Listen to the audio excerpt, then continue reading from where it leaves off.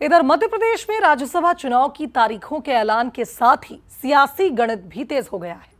3 सीटों पर चुनाव होना है।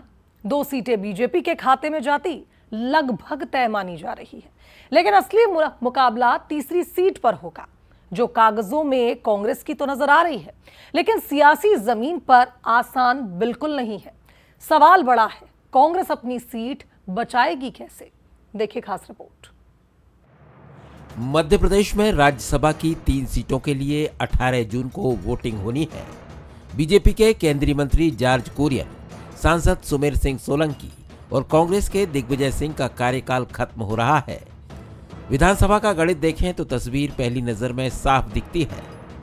कुल प्रभावी सदस्य संख्या 229 है और एक उम्मीदवार को जीतने के लिए चाहिए 58 वोट। बीजेपी के पास 164 विधायक है, मतलब 2 सीटें निकालना उसके लिए आसान है। सियासी पैंच तीसरी सीट पर फंसता नजर आ रहा है, जो कांग्रेस की मानी जा रही है।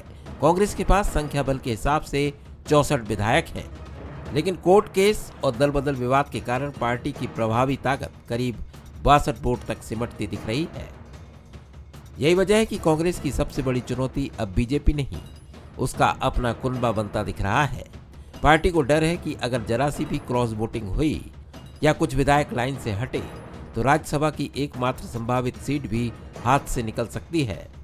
हालांकि कांग्रेस फिलहाल एकजुटता के साथ जीत का राग गा रही है। देखिए, जैसा कि सब जानते हैं कि राज्यसभा के चुनाव मध्य प्रदेश में नजदीक हैं और 3 सीटों में से 1 सीट कांग्रेस को मिलना तय है। हमारे पास भरपूर विधायकों की संख्या है और ये चुनाव कांग्रेस पार्टी जीतेगी। लेकिन हाँ, भारतीय जनता पार्टी कोई कसर नहीं छोड़ रही लोकतंत्र की हत्या करने में, हमारे विधायकों को तोड़ने में, धमकाने में, डराने में और बेवजह गैर कानूनी तरीके से उनकी विधायकी खत्म करने में, चाहे वो रायन भारती जी हो, मुकेश मल्होत्रा हो, चाहे निर्मला सप्रे हो। राजनीतिक गलियारों में 2020 की यादें भी ताजा हैं, जब राज्यसभा चुनाव से ठीक पहले ज्योतिरादित्य सिंधिया मामले ने कमलनाथ सरकार गिरा दी थी और पूरा गणित बदल गया था। अब बीजेपी इसी कमजोरी पर नजर गड़ाए बैठी है। 2 सीटें पक्की होने के बाद बीजेपी तीसरी सीट पर भी दांव खेलने की तैयारी में है। ऐसे में कांग्रेस को सिर्फ उम्मीदवार तय नहीं करना, विधायकों की एकजुटता भी बनाकर रखनी है। फिलहाल बीजेपी हर सियासी गणित पर नजर बनाए हुए है। देखिए, ये स्वाभाविक रूप से केंद्रीय नेतृत्व और प्रदेश के नेतृत्व का विमर्श का विषय है। अधिकार क्षेत्र केंद्र का स्वाभाविक चुनाव समिति और बाकी सब जो हमारे व्यवस्था है उसका पालन करते हुए उम्मीदवारों का चयन होगा और घोषित हो जाएंगे।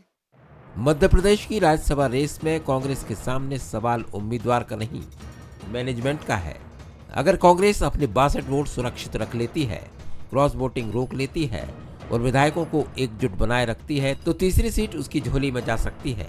लेकिन अगर 2020 जैसा कोई सियासी झटका लगा तो बीजेपी तीसरी सीट पर भी खेल पलट सकती है। यानी इस बार कांग्रेस के लिए लड़ाई सिर्फ वोटों की नहीं, विश्वास और विधायकों की वफादारी की भी है। Bureau report, Bansal news.